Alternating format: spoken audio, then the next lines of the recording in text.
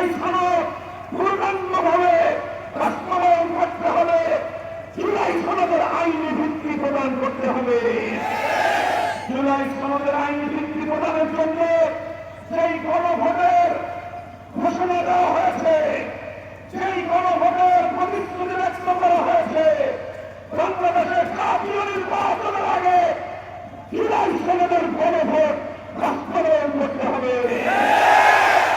আমরা মনে করি জুলাই সনদের ফসল ঘরে তুলতে না পারলে বাংলার মানুষ অর্জিত স্বাধীনতা আবার হাতছাড়া করতে হবে।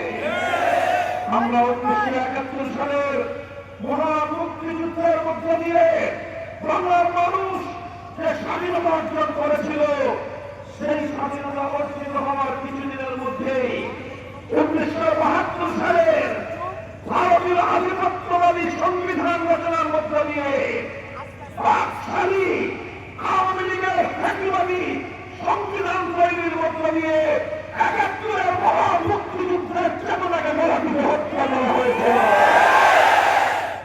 আমরা 53 বছর পর্যন্ত পাকশালী আওয়ামী সেই সংবিধান দ্বারা বাংলাদেশ শাসিত হয়েছে। 24 সহস্রাধিক তাজা প্রাণের শাহাদাতের বিনিময়ে 72-এর সেই ব্যবস্থাপনাকে পরাজিত করা হয়েছে। আজ বাংলাদেশের মানুষের কাছে প্রশ্ন, বাংলাদেশ 72-এর বাকশালী ব্যবস্থায় চলবে না 24-এর গণ অভ্যুত্থানের ব্যবস্থাপনায় চলবে? আমরা বলতে চাই, দেশ আজ দুই ভাগে বিভক্ত। এক ভাগ 72-এর বাকশালপন্থী, আরেক ভাগ 24-এর গণ অভ্যুত্থানপন্থী।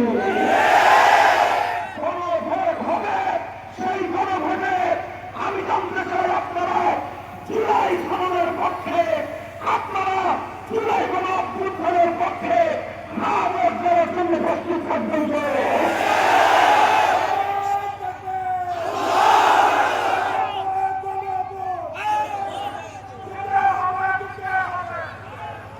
সংগ্রামী সাথী ও বন্ধুগণ, আমি আপনাদেরকে প্রতিশ্রুতি দিতে চাই, সেই বৈষম্যের বিরুদ্ধে আমাদের ছাত্ররা রক্ত দিয়েছে, যে বৈষম্যহীন বাংলাদেশ গড়বার জন্য টেকনাফ থেকে তেঁতুলিয়ায় ছাত্র জনতা অভূতপূর্ব যে ঐক্য তৈরি করেছিল, রাজপথে স্কুল, কলেজ, ইউনিভার্সিটি, আলিয়া মাদ্রাসা, কওমি মাদ্রাসার ছাত্র জনতা যেভাবে সকল ভেদাভেদ ভুলে গিয়ে হাতে হাত রেখে জুলুমের বিরুদ্ধে, স্বৈরতন্ত্রের বিরুদ্ধে, ফ্যাসিবাদের বিরুদ্ধে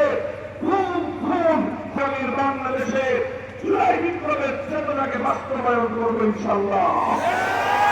আমি আপনাদেরকে বলতে চাই, আপনাদের এই সীমান্তবর্তী এলাকা আপনারা যদি সঠিকভাবে কর্মচারী করেন, সীমান্তের অপর প্রান্ত থেকে আমার বাংলাদেশের অভ্যন্তরে কোন বিশৃঙ্খলা, কোন অন্যায়, কোন অনৈতিকতা, মাদক, ফেন্সিডিল সহ যে সকল অন্যায়ের মাধ্যমে আমার সম্ভাবনা, আমার যুব সমাজকে ধ্বংস করবার পায়তারা চালায়, সেই সকল অপশক্তিকে বাংলাদেশ খেলাফত মজলিস প্রতিহত করবে ইনশাআল্লাহ। জুলাই বিপ্লব চোখে আঙুল দিয়ে দেখিয়ে দিয়েছে বাংলাদেশের মানুষকে, বিপ্লবের জন্য যখন জনগণ প্রস্তুত হয়, বিপ্লবের জন্য যখন একটি দেশ দুর্বল হয়ে ওঠে, বিপ্লবের জন্য বড় কোন রাজনৈতিক দলের প্রয়োজন হয় না, বিপ্লবের জন্য বড় কোন রাজনৈতিক নেতার প্রয়োজন হয় না। সাধারণ মানুষ, তরুণ যুবক, ছাত্র জনতা বিপ্লব করতে পারে, সেটা বাংলাদেশ তার জ্বলন্ত প্রমাণ। বড় কোন রাজনৈতিক দলের প্রয়োজন নাই, বড় কোন রাজনৈতিক নেতার প্রয়োজন নাই। হামলাখানার মানুষ আজ বৃষ্টিকে উপেক্ষা করে লক্ষ জনতার এই বিশাল জনসমুদ্রে প্রমাণ করে আগামীর বাংলাদেশ ইসলামের